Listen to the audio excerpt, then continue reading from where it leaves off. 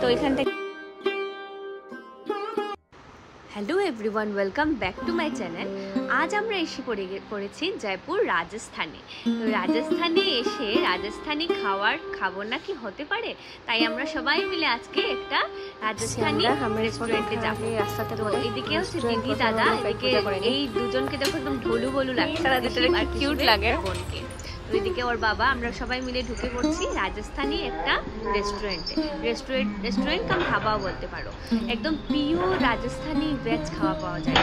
তো আমি খুব বেশি এক্সাইটেড ছিলাম খাওয়ার জন্য, কারণ আমরা যে জায়গাতে থাকি আর কি আসামে, তো এখানে রাজস্থানি রেস্টুরেন্ট আছে অনেকেই, কিন্তু রাজস্থানে গিয়ে রাজস্থানি অথেন্টিক খাওয়ার জন্য আমি খুব বেশি এক্সাইটেড ছিলাম। তো এটা রেস্টুরেন্টটার নাম হচ্ছে পাধারোসা।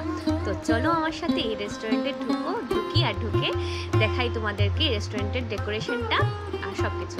তো ঢোকার পরে দেখলাম কি আমাদের রাজস্থানের যা যা ফেমাস আছে আর কি, যেমন হাওয়া মহল বলো, তারপর আমের ফোর্ট বলো, এগুলার ছবি, মানে সব কিছু সুন্দর করে রাজস্থানির ট্রেডিশনাল ছবিগুলো এখানে সুন্দর করে ডেকোরেট করা।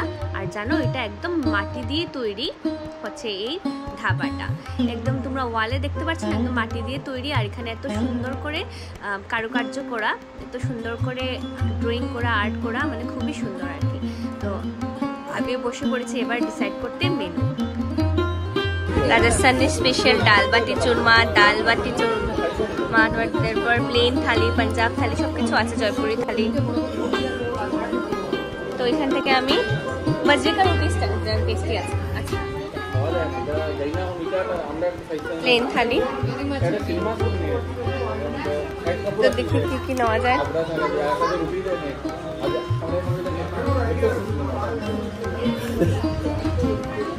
হ্যাঁ, লস্যি আছে, রাবড়ি লস্যি আছে, এগুলো নেওয়া যাবে।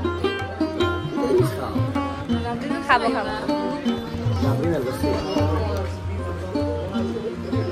লাচ্ছা পরাঠা এগুলো আছে।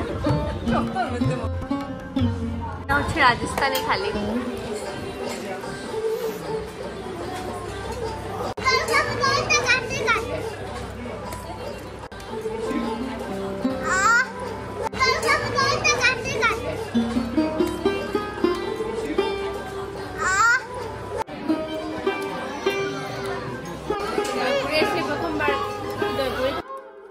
তো রাজস্থানে এসে প্রথমবার খাচ্ছি রাজস্থানি থালি, এত টেস্টি তোমাদেরকে কি বলবো, মানে খুবই স্বাদ আর কি। এখানের মধ্যে অনেক কিছু আছে, ডাল বাটি চুরমা বলো, রাজস্থানি অথেন্টিক খাওয়া যেগুলো আছে, ট্রেডিশনাল খাওয়া যেটা আছে, তারপর পাপড়, অনেক কিছু আইটেম, একদম খুবই টেস্টি আর কি। যদি